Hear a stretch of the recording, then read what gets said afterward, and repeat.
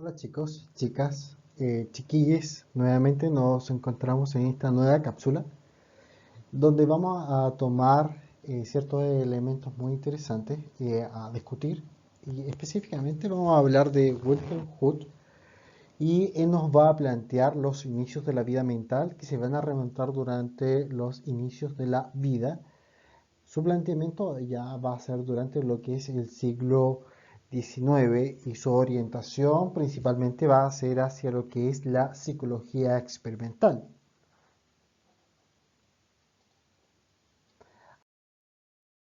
Ahora bien, uno de los elementos que él nos señala es que la conciencia es una experiencia interior.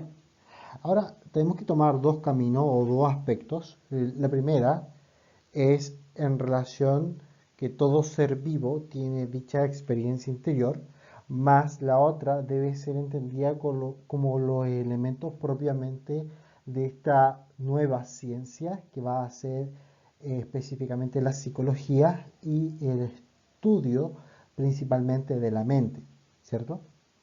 Ahora, si me sigue, vamos hacia lo que es esto. Primero, la conciencia es experiencia interior y que luego toda psicología debe comenzar a través de lo que va a ser la observación, como cualquier otra ciencia, y va a registrar finalmente estos experimentos que va a intentar de comprender eh, estas reacciones, las cuales de muchas formas son de carácter involuntaria, y a través de ello generar una base de información a través de un enfoque cuantitativo, ¿cierto? Sobre lo que va a ser este conocimiento y que finalmente van a establecer las bases fundamentales de lo que va a ser la psicología y de esta ciencia que va a intentar de comprender la mente humana, la cual es muy compleja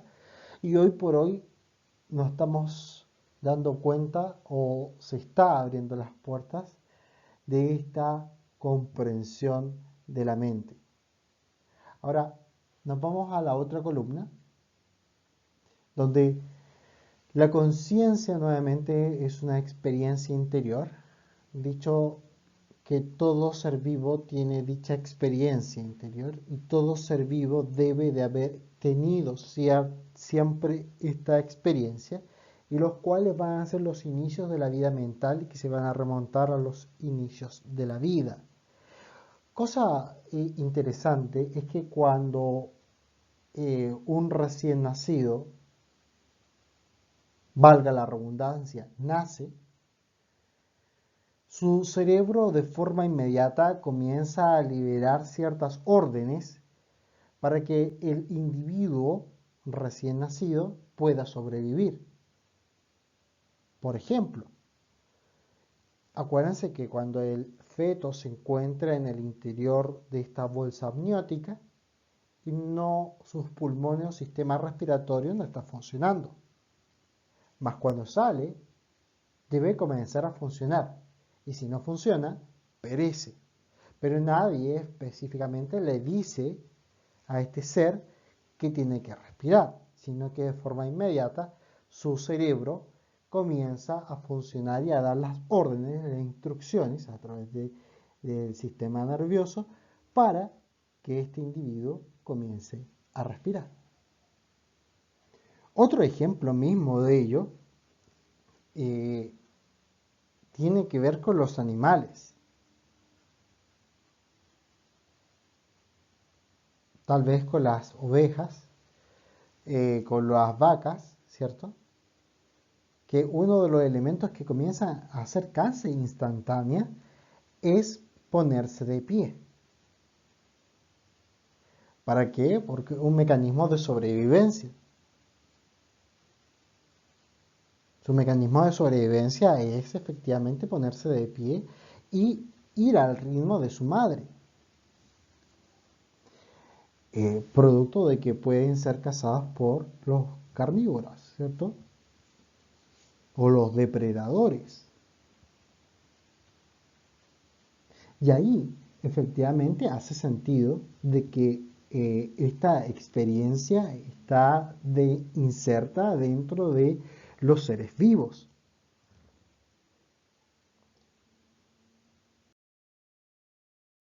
Pasamos a otro autor también muy interesante llamado William James. Sabemos lo que significa conciencia mientras nadie nos pida que la definamos. Interesante concepto. Y él, o su orientación sería principalmente el análisis de la conciencia.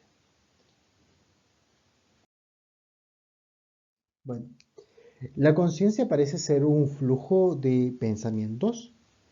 Los pensamientos se van a suceder uno tras otros.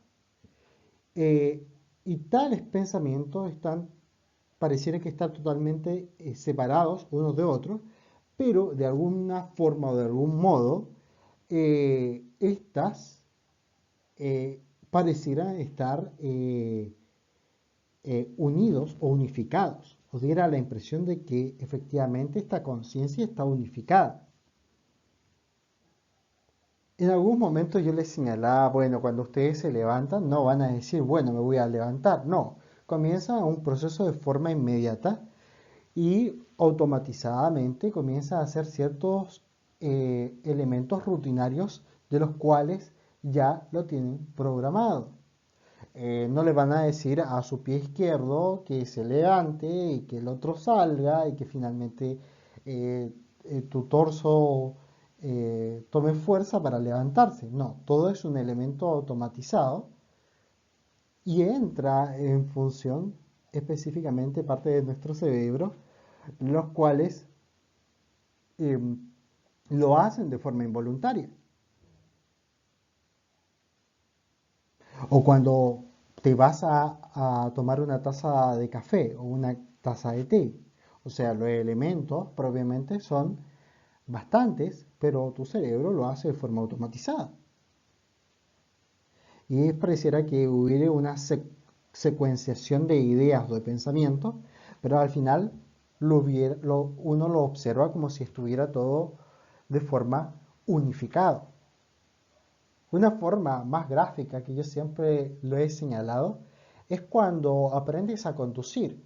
Cuando tú aprendes a conducir, bueno, los mecanismos son relativamente complejos en un inicio. Cuando tú le pones atención al pie izquierdo, al pie derecho, al acelerador, al embriague, cuando intentas hacer los cambios de primera, de segunda, de tercera, y ahí estás mirando entre eso de reojo lo que está en el parabrisas, o sea, lo que está en el exterior, moviendo el manubrio. Y todos esos elementos pareciera como que te estresan tu propia existencia, pero después, con el tiempo, se transforma en un elemento tan normal, tan rutinario, que ni siquiera te percatas de lo que estás realizando.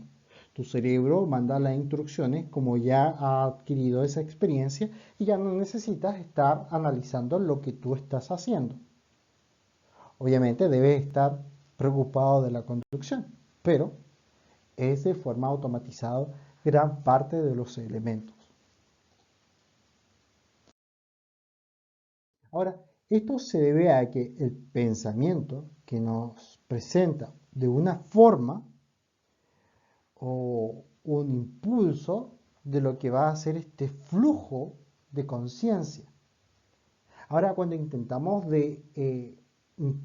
definir lo que es la conciencia, nos cuesta mucho definir qué es consciente, en qué momento estás consciente o en qué momento entras en un estado de inconsciencia, ya que como te mencioné o como te dije, específicamente a veces hacemos actos que parecieran ser conscientes, pero al mismo tiempo no estás en estado de conciencia.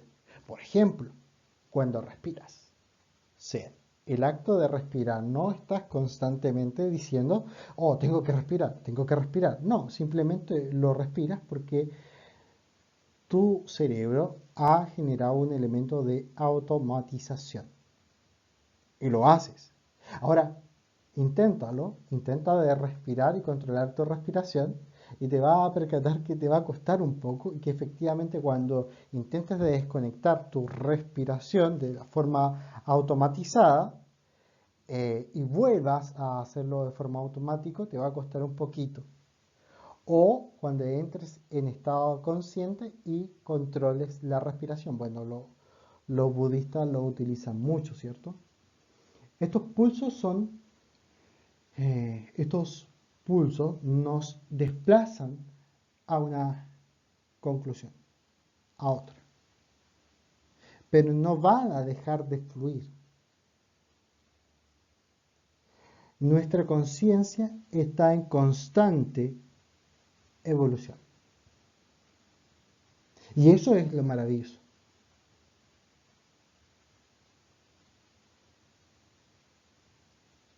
Específicamente la búsqueda o el estado de esa conciencia y además me quedo con las maravillosas palabras que sabemos lo que significa siempre y cuando no nos pregunten o no definamos lo que es conciencia.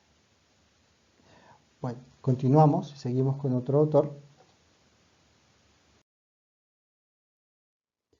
La adolescencia es un nuevo nacimiento, Starley Hall, desarrollo humano. Ahora, yo siempre he señalado, bueno, a mí me llama mucha atención la adolescencia, porque primero es adolecer, o sea, el niño deja de ser niño para transformarse en adulto. Ahora, en nuestra sociedad actual es muy complejo para los niños llegar a comprender cuándo dejan de ser niños y pasan a ser adultos. En siglos anteriores o en sociedades anteriores, bueno, aunque todavía hay ciertas sociedades que mantienen ciertos elementos de tradición, pero en nuestras sociedades modernas o contemporáneas, vemos que esta transición es más compleja. De hecho, hay individuos que todavía tienen 30 años y todavía no maduran. Bueno, en realidad cuando llegamos a la maduración completa, bueno, en estricto rigor, nuestro cerebro madura a los 30 años. Como que ahora me estoy autorrespondiendo, ¿cierto? He llegado a otro nivel he llegado, a autorresponderme. En fin, sigo la línea conductora. La palabra adolescente proviene de adolecer, o sea, esta transición entre lo que es el adulto, perdón, entre lo que es el niño hacia lo que es el adulto. Como les decía, sociedades anteriores o culturas anteriores, era mucho más marcada el punto de transición entre la niñez y la adultez. Había un elemento ceremonial que finalmente provocaba esa transición entre un punto y el otro. El de la niña, por lo general, era cuando le llegaba su menstruación. El niño se transformaba de niño a adulto cuando cumplía alguna eh, ceremonia que demostraba su virilidad, ¿cierto? O su elemento de fortaleza. Y se transformaba del niño al adulto. Y hoy por hoy esta situación se ha visto más diluida. Nuestra sociedad ha generado una prolongación de la niñez. Eh, y hasta hace un tiempo atrás tuvimos, por ejemplo, a los que eran ninis, ¿cierto? Ni trabajaban ni estudiaban, como un elemento muy característico. Y es por las características de nuestra, disculpe la redundancia, de nuestra propia sociedad que se ha infantilizado y ha prolongado la infancia por mucho más tiempo.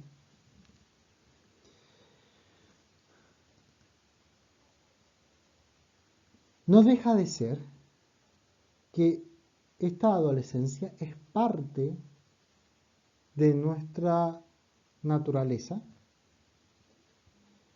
y específicamente el niño comienza a tener ciertos comportamientos. Bueno, varía, ¿cierto?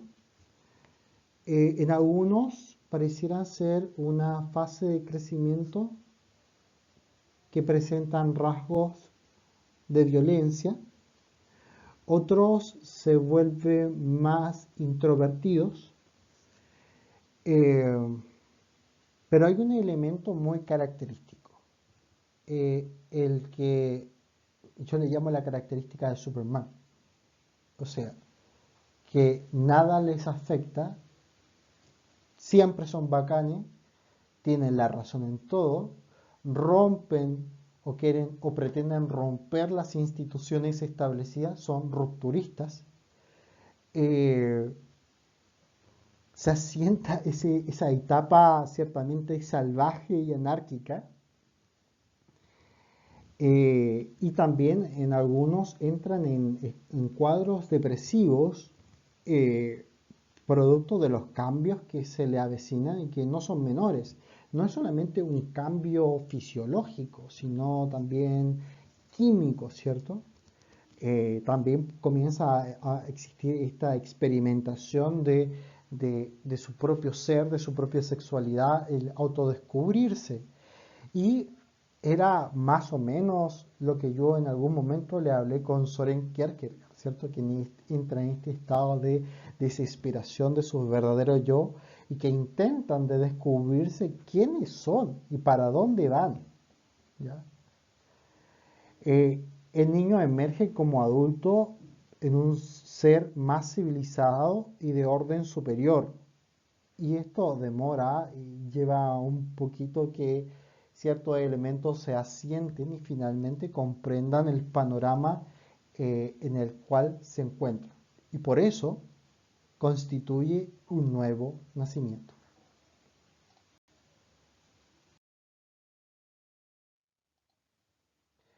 Vamos a hablar, bueno, aquí ya pasábamos del primer módulo al segundo módulo, que va a ser el conductivismo. Yo siempre lo he categorizado como un elemento ni malo ni bueno, es solamente.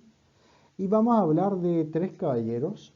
Iván Pavlov es el primero, Watson es el segundo, Skinner, no estoy hablando de Skinner de los Simpson propiamente como tal, eh, los cuales plantean el condicionamiento clásico y el otro el operante. Pero vamos paso a paso. Primero vamos con Iván Pavlov y él va a establecer la visión de comida hace salivar a la hambriento. Y su línea va a ser el condicionamiento clásico. Bueno, a mí siempre me gusta contar la historia de Pablo.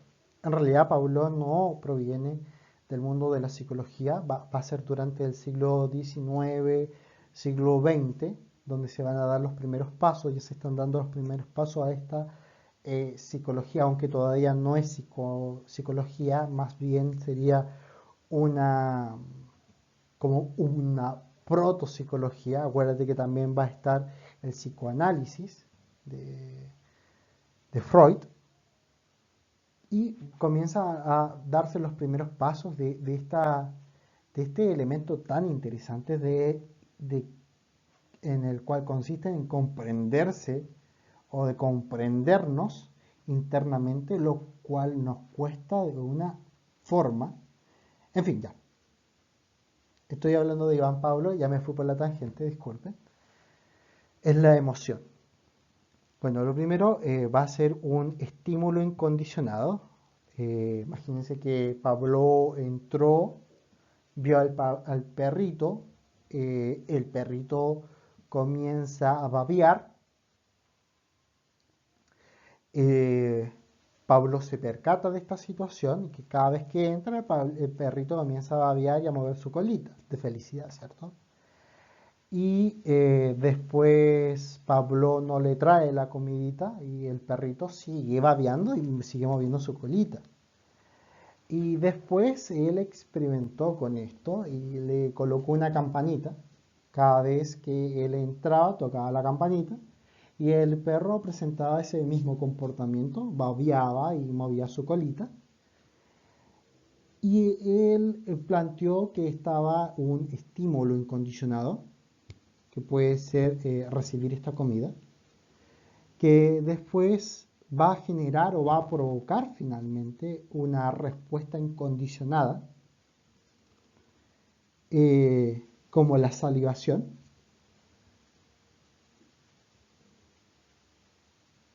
Y si efectivamente va acompañado con lo que le dije, la campanita, va a generar finalmente un estímulo de carácter neutro.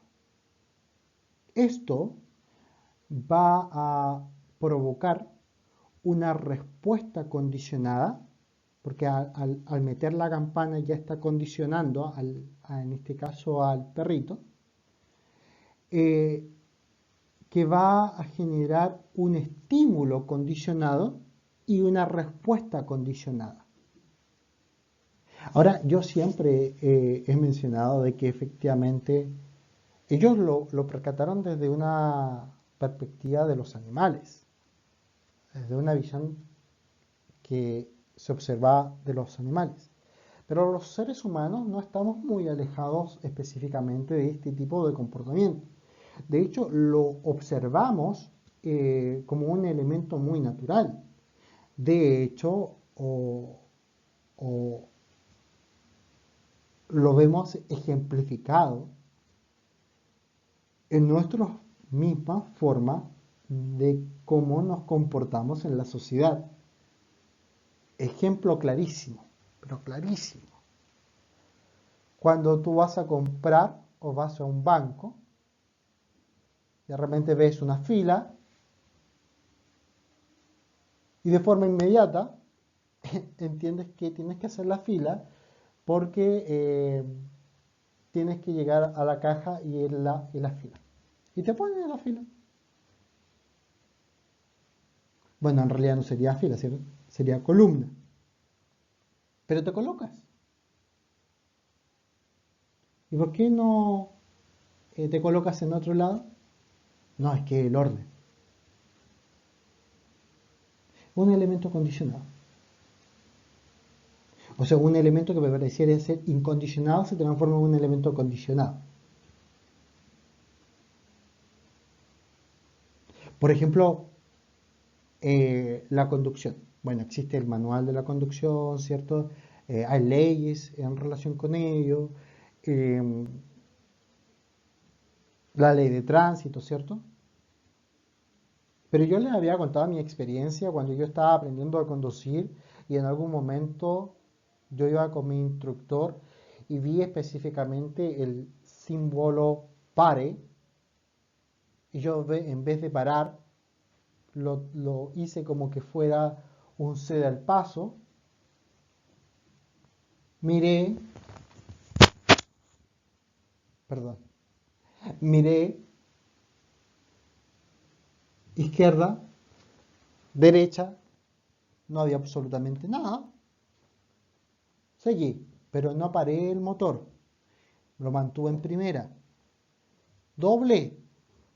Ahí el instructor me dijo pare y me retó. ¿Por qué? Porque me dijo, mira, ahí dice pare, lo que tienes que hacer es parar. O sea, lo que estaba haciendo era condicionarme. Era condicionarme. Por eso yo menciono que el condicionamiento no es bueno ni es malo, sino que es. Y sirve para algunas cosas. Bueno, en fin, continúo. Vamos con John Watson. Cualquiera puede ser entrenado para hacer cualquier cosa.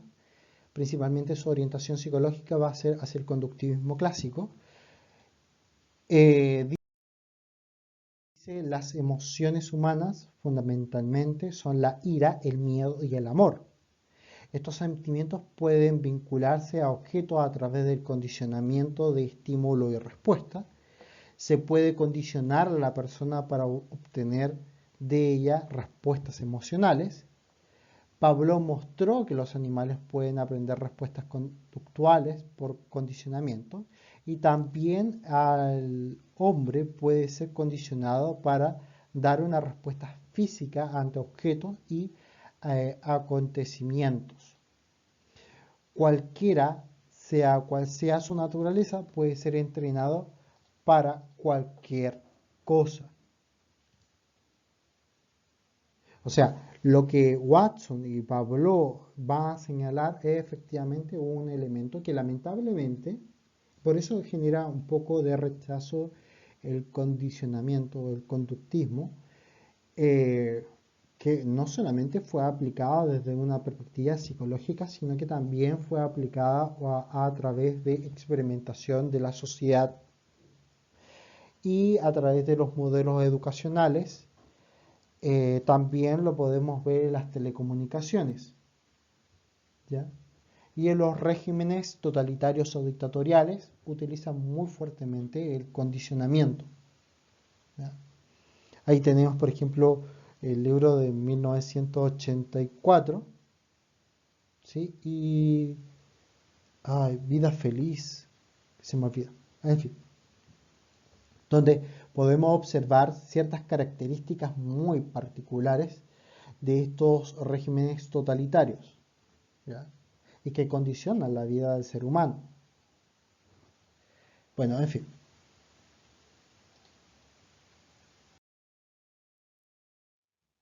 Ya aquí me voy a detener un poquito. Voy a ver a Freud, pero me quedó en el tintero Skinner. No estoy hablando de Skinner de los Simpsons, ni tampoco, eh, bueno, en realidad iba a ser una brutalidad, pero en fin. Skinner específicamente va a ser el condicionamiento operante. Ahí tenemos, por ejemplo, el experimento de Albert, donde, bueno, hoy día éticamente no sería lo más correcto, o bioéticamente no sería lo más correcto, donde al niño Albert, al bebé, se le colocaba un osito eh, blanco y cada vez que aparecía, bueno, el niño por naturaleza es curioso y quiere ir a tomarlo, pero cada vez que aparecía le colocaban un ruido fuerte, un estruendo, y hacía que el niño finalmente se asustara. Y lo que generó por consecuencia es que el niño generara cierto rechazo y un trauma en relación con este peluche, ¿cierto? O sea, lo que se hizo finalmente es condicionar el comportamiento del niño en relación con este peluche y finalmente generar este, eh, esta respuesta condicionada en relación con un elemento neutro, que era el peluche o este conejito, ¿cierto? Eh, la pregunta es que ¿cuántos de nosotros hemos sufrido algún elemento de trauma y finalmente está en nuestro inconsciente y que finalmente no somos capaces de superarlo? Yo me acuerdo que le tenía un miedo atroz a las arañas, una aracnofobia impresionante. No sé cómo, ni cuándo, ni por qué me dio esa fobia, ese temor a las arañas, pero yo me acuerdo de un evento muy particular cuando mi mamá me llevó a limpiar una casa y de repente vio una araña muerta, la tomó, me dijo que me tenía un regalo, me colocó la mano y me puso la araña muerta ahí. Qué bueno que no era una serpiente. No le voy a decir que le tengo temor a la serpiente, sino me pone una serpiente muerta. Bueno, la cosa es que me puso la araña, me dijo, me dio a entender de que efectivamente era un pequeño animalito, el cual no me podía hacer daño y que efectivamente yo podía matarla o podía dejarla, ¿ya? Y que efectivamente no me iba a provocar algún daño si yo no la molestaba. Insisto que la araña estaba muerta. O si no, yo creo que la hubiera pensado mucho más en haber agarrado o haberla tomado. Pero ahí vemos un elemento de que puedes sacarte los traumas y que efectivamente puedes trabajar en ello, en las fobias. Lo que sería enfrentar tus propios miedos y tus propios temores en relación con Albert. ¿Ya? Ahora yo pienso de que efectivamente estos elementos son muy útiles. Usamos elementos de condicionamiento, pero también podemos romper esos moldes, ¿ya? Teniendo las herramientas. Yo me acuerdo que en uno de los inicios yo les dije, les voy a entregar herramientas. Bueno, finalizo con la psicoterapia, solamente lo voy a pasar muy rápidamente. Sigmund Freud, el consciente es la verdadera realidad psíquica. El concepto clave de él va a ser la hipnosis, la histeria. Un caballero muy particular, muy interesante, padre de lo que es el psicoanálisis y de la conversación y de ir entendiendo los problemas que están detrás de lo que es el subconsciente. Ahora, lamentablemente, el psicoanálisis ha quedado muy desprestigiado.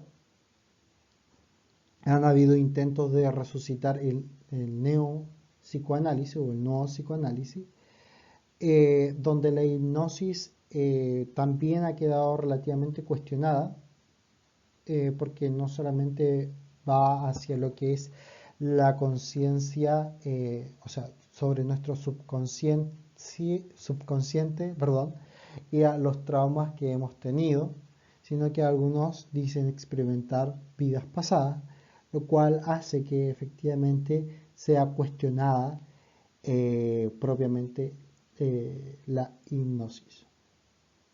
Y bueno, este caballero habla mucho de las particularidades sexuales y muy específicamente, bueno, aquí ya no tengo mucho tabú para señalarlo, pero él decía que efectivamente aquellos varones que intentaban de ostentar cosas grandes es porque cierto aparato reproductor lo tenían pequeño. Bueno, y muchas cosas muy... De hecho, él era muy entretenido y leer sus textos son entretenidos. Bueno, en fin, chiquillos, solamente decirle que se suscriban al canal, ¿no? Ahí, se suscriban al canal y muchos like, broma. Bueno, nos vemos en la próxima cápsula.